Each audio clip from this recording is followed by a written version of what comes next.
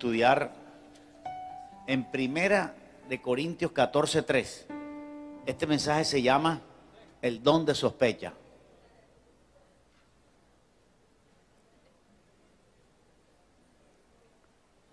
El don de sospecha se llama este mensaje. Alguien que diga gloria a Dios.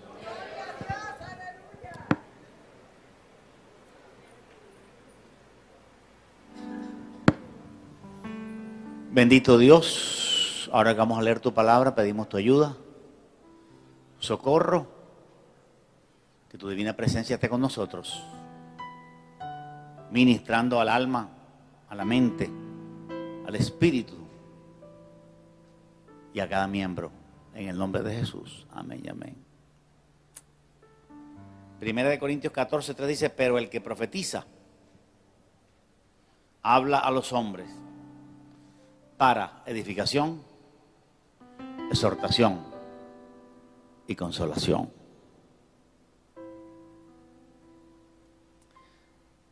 Personalmente creo que una de las cosas más dañinas que tiene la iglesia cristiana evangélica es la mala interpretación sobre el don de profecía.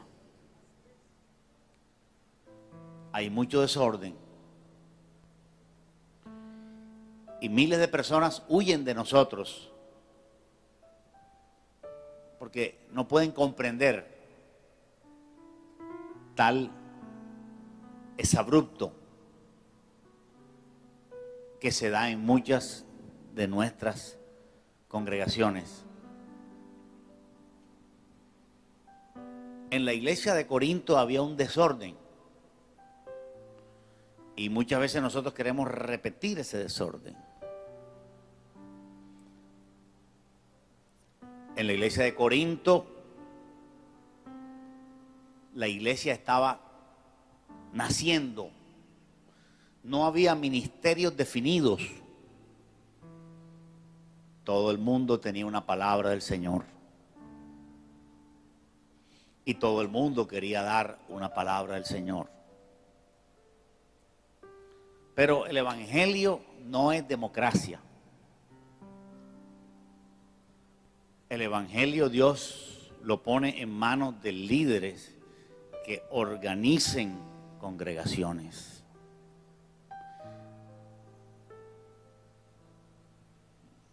Pero no es la locura de que todo el mundo diga una palabra.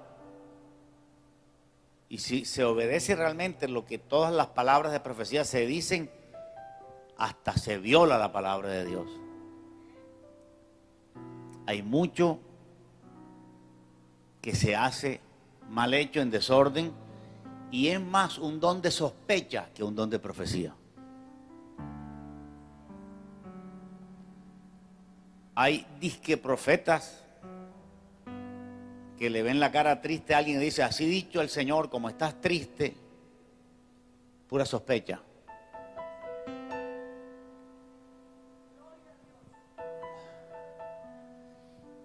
Pero realmente lo que significa el don de profecía es otra cosa. Pablo o el Espíritu Santo no intentaban poner el don de profecía para que se levantara la gente como se levanta en algunas iglesias. Allá el uno se levantó en lengua, el otro acá interpretó, el otro acá habló en lengua, el otro también dio otro mensaje. Y yo he visto cantidades de esos mensajes que son mentiras. Lo he visto con mis propios ojos. Era la emoción del hermano, si es que es hermano. Esto es una práctica peligrosa, porque lo aprovechan los neófitos, la gente que lleva nueva a la iglesia, la gente que recién ha recibido el Espíritu Santo y ya quieren dar un mensaje. Hay 5 ministerios: apóstol, profeta, evangelista, pastor y maestro. Realmente alguien que quiera ejercer uno de estos 5 ministerios no puede ser inmediatamente. Tiene que estudiar, tiene que madurar, tiene que ser probado. Hay denominaciones que no permiten que sus ministros ministren antes de 5 o 7 años de haber estudiado, de haber madurado, de haber rozado, de haber tenido discernimiento y madurez. Aleluya. El don de profecía no es una democracia neófita. Eso es lo que es hoy en día el don de profecía. Democracia neófita. Cualquier neófito sentado en cualquier banca lanza su profecía sin haber estudiado, sin haber madurado, sin haber comprendido lo que realmente Pablo quería decir. Fíjate que en la iglesia de Corinto había un desorden en esto. Y Pablo dice, cuando hablen en lenguas y palabra de profecía, por favor, pónganle orden. 2 y a lo más 3. Eso quiere decir que en Corinto prácticamente habían 10 palabras, 8 palabras por culto. En cambio, la iglesia de Tesalónica, Pablo le escribe y le dice, búscalo conmigo en primera de Tesalonicenses,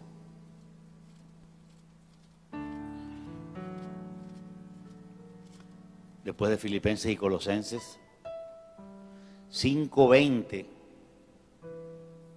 Pablo le dice a los de Tesalónica, que particularmente yo pienso habían madurado más, les dice cómo: no menospreciéis la profecía. En Corinto a la profecía se le tenía como Dios. En Tesalónica no.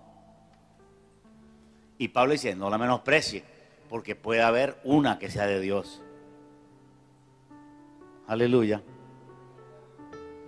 Uno no puede, porque es cristiano, caer en locuras,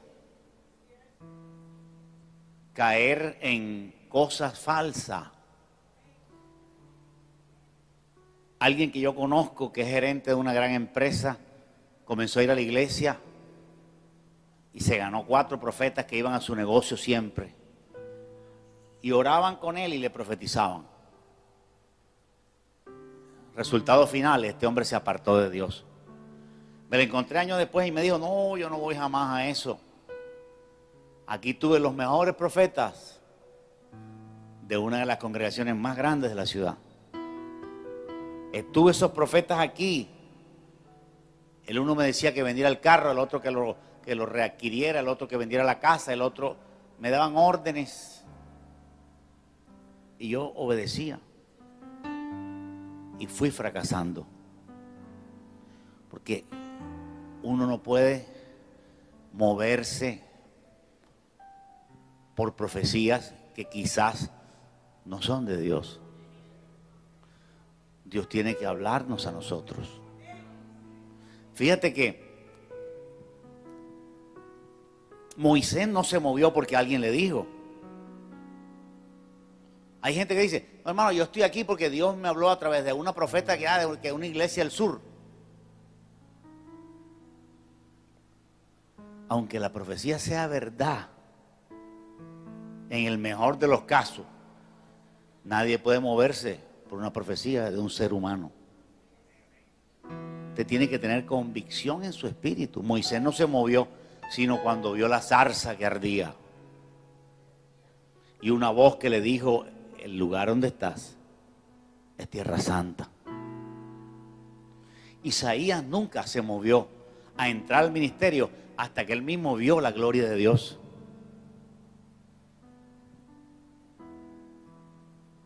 Y dijo, ay de mí que soy muerto.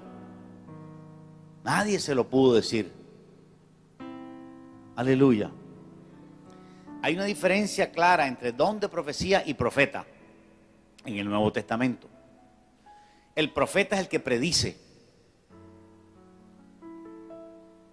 el que conoce el futuro y lo dice. De eso el mundo cristiano está fallo.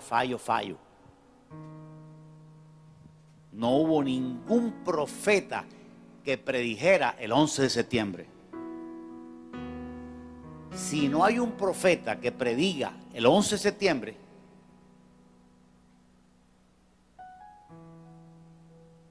los demás no son profetas. Porque es un evento muy fuerte. Muy fuerte. Eso quiere decir que muchas de las profecías que se dan como predicciones son falsas. Son pura sospecha. Están lanzando predicciones del futuro que no corresponden con la realidad. Y yo le digo a estos profetas que nos están viendo, si usted es profeta, ¿por qué no predijo el 11 de septiembre? De eso el mundo cristiano está muy fallo porque hay mucha mundanalidad. El don de profecía es diferente a profeta como predecir. El don de profecía lo leímos al comenzar en 1 Corintios 14:3, búsquelo de nuevo. Porque todo ese capítulo 14 de 1 Corintios habla sobre el don de profecía y el don de lenguas. Dice, pero el que profetiza, dijo Pablo, habla a los hombres para edificación, exhortación y consolación. La mayoría de iglesias cree que profetizar así es levantarse desde la banca y comenzar a dar un mensaje temblando con los ojos cerrados y luego interpretarlo. Pero se olvidan del verdadero significado de lo que es el don de profecía. La mitad de la iglesia dice que el don de profecía no es predicar. Y la otra mitad de la iglesia dice que profetizar, el don de profecía, es predicar. El don de profecía sí es predicar. Aleluya. ¿Por qué? Porque si usted busca la palabra profetizar de 1 Corintios 14:3 en el diccionario Strong, del griego al español, ahí dice que el que profetiza es el que habla bajo inspiración. Así que una persona que hable bajo inspiración del Espíritu Santo está fluyendo con el don de profecía. Ahora, el don de profecía es uno de los 9 dones del Espíritu Santo que solamente pueden venir a una persona después de haber recibido el bautismo en el Espíritu Santo. De hecho, Jesús prohibió, cópielo, que predicadores predicaran sin haber recibido el bautismo en lenguas. Jesús lo prohibió en Hechos 1. Jesús dijo en Hechos 1:4, les dijo, y estando juntos todos los discípulos, les mandó que ¿qué? Hechos 1:4, que no se fueran de Jerusalén, sino que esperasen la promesa del Padre. ¿Sabe qué? Que ellos querían irse de Jerusalén. ¿A dónde querían irse? Querían irse a predicar. Porque habían visto a Jesús resucitado. Pero a pesar de que habían visto a Jesús resucitado, Jesús les dijo, no se vayan de Jerusalén. No construyan iglesias, no hagan seminarios bíblicos hasta que no reciban el poder de lo alto. Es decir, le estaba diciendo a los predicadores, no prediquen hasta que no reciban el poder de lo alto, porque todo predicador debe tener una buena dosis del don de profecía. Y no la va a poder tener si no tiene el bautismo en lengua. Aleluya. Si usted quiere hablarle a una sola persona, a su mamá, quiere hablarle de Dios, usted debería recibir el bautismo del Espíritu Santo, hablar en otras lenguas y luego ir donde su mamá y hablarle la palabra de Dios en español. Aleluya. Ahí en 1 Corintios 14 hay una comparación de estos dos dones. El don de lenguas y el don de profecía. Pablo dice en el 14:4, léalo conmigo, dice, el que habla en lengua extraña, o sea, el que habla en lenguas, a sí mismo se edifica. Pero el que profetiza edifica la iglesia. ¿Amén o no amén? ¿Quién es el que le predica a la iglesia? El evangelista, el maestro, el pastor. Cuando usted le predica a la iglesia, ¿la qué? La edifica. Cuando le predica un buen mensaje, con una buena dosis de don de profecía, usted la puede edificar, exhortar o consolar. Hay mensajes que son de exhortación, hay mensajes que son de consolación, pero todos son de edificación. Entonces, la palabra profecía es simplemente, si usted recibe el bautismo del Espíritu Santo, querido hermano, si usted habla en lenguas y lo hace en secreto, porque no tiene que orar en lenguas que lo escuche la gente, sino que lo escuche Dios. Porque el que habla en lengua habla para Dios. Usted se prepara orando en lenguas y luego usted le habla a su amigo. Si usted ora en lenguas antes, usted va a hablar con una palabra que lo va a estremecer a él. Aunque sean las mismas palabras que use otro, sus palabras, como vienen de haber orado en lengua, van a tener el efecto espiritual que Dios quiere que tenga. Es desobediencia que muchos predicadores predican sin hablar en lenguas antes. Es desobediencia tratar de convencer a alguien, hablarle a alguien de Dios cuando usted no ora en lengua. El Señor le dice a los cristianos que no oran lengua: cállese, sea lleno del Espíritu Santo y después hable. Para que el mensaje tenga una buena dosis de Espíritu Santo. Para que usted pueda interpretar bien la palabra y pueda dar bien el concepto. Aleluya. Si no, va a suceder lo que ha sucedido. La salvación no se pierde. Por falta de lenguas. No interpretan bien. El pacto con dinero en el altar. Como no han orado en lengua, no han podido interpretar bien la palabra. Aleluya. Gloria a Dios. Un mensaje de interpretación de lenguas ha sido: el pacto con dinero no es de Dios.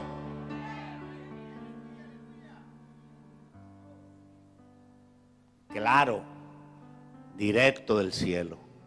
La psicología no es de Dios. Eso es una interpretación de lenguas. Si usted no habla en lengua, usted nunca lo va a comprender. Nunca. Usted nunca va a comprender que la filosofía es del diablo hasta que usted no hable lengua y va a leer la palabra de Dios hasta que al cielo se le abre. La Iglesia Católica da filosofía en los seminarios teológicos. Es un error. Aleluya. Por eso Martín Lutero y Juan Calvino salieron con tanta basura, porque no hablaron lenguas. El orden de Dios es: quietos en Jerusalén, sean llenos de poder y luego prediquen. Porque si no, van a predicar mentira, si no, van a predicar sin convicción, si no, van a predicar cosas que no están en la Biblia, si no, van a predicar cosas inventadas por ustedes mismos. Aleluya. Vamos a comparar estos dos dones para que usted lo vea más claro. Está el don de lenguas y el don de profecía. Los dos son muy importantes, pero más importante es Primera de Corintios 14:5 dice: así que quisiera que todos vosotros hablaseis en lenguas, pero más que profetizaseis, porque mayor es el que profetiza que el que habla en lenguas, a no ser que las interprete para que la iglesia reciba edificación. Vamos a leerlo reemplazando la palabra profetizar por hablar inspirado, que es la traducción exacta. Así que quisiera que todos vosotros hablaseis en lengua, pero más que hablaseis inspirados. ¿Me están entendiendo? Porque mayor es el que habla inspirado por Dios a la gente que el que habla en lenguas para sí mismo y para Dios. Entonces vamos a comparar un celular con su batería. Un celular con su batería es el don de lengua, cuando yo lo conecto. Yo tengo el celular con la batería y yo lo conecto. ¿El que va a recibir? Va a recibir carga, dinamo, poder. ¿Verdad que va a recibir poder? La lucecita que estaba apagada se va a poner roja. Así. Entonces, el don de lengua es eso. Cuando yo hablo en lenguas, oro en lenguas, el foquito se va poniendo rojo. El foquito de arriba, no el de abajo. ¿Cuántos dicen gloria a Dios? El foquito se va poniendo rojo, te va llenando de poder al tú hablar en lenguas.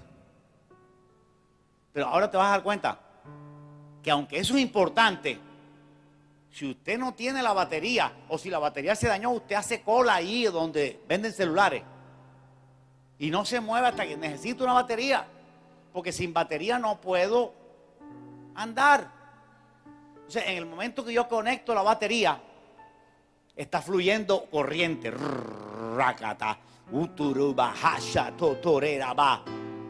Es lo mismo que un cristiano cuando habla lengua. Se está recargando. Por eso cuando hable lengua, no trate de que el otro lo oiga. Girra bajando a la vasalla. No trate. Para que sepa que usted habla lengua, no lo haga. El don de lenguas te llena de energía del cielo. ¿Es importante el don de lenguas? Muy importante. Pero más importante es lo que tú haces con el celular. Tú coges el celular, lo desconectas y estás todo el día hablando con el celular. Mira que voy a comprarte una vaca. ¿Cuánto vale la vaca? 300,000 pesos. Bien, déjame la vaca en la puerta de la casa. Estás haciendo un negocio, estás saludando a un amigo. Cogiste el celular para llamar a tu mamá, cogiste el celular para hacer un negocio y para muchas cosas. ¿Qué fue más importante? Hablar con el celular. Porque si tú cargas el celular y no lo usas, tú puedes decir, hermano, tengo el celular cargado. Tengo el celular cargado. ¿Y qué? Lo importante no es que tengas el celular cargado. Lo importante es que hables, inspirado por Dios, con el celular. Aleluya. Aleluya. O sea, eso quiere decir que tenemos que predicar más. Algunos cogen el don de lengua para hablar en lengua y decir, yo hablo en lengua. Respéteme que yo soy profeta, respéteme que yo digo profecía falsa. Lo usan para eso. El don de lengua se usa para estudiar la palabra y para predicar la palabra. Aleluya. Para que Dios te dé una interpretación de la escritura. Una interpretación de lo que tú has hablado en lengua. Aleluya. Gloria a Dios.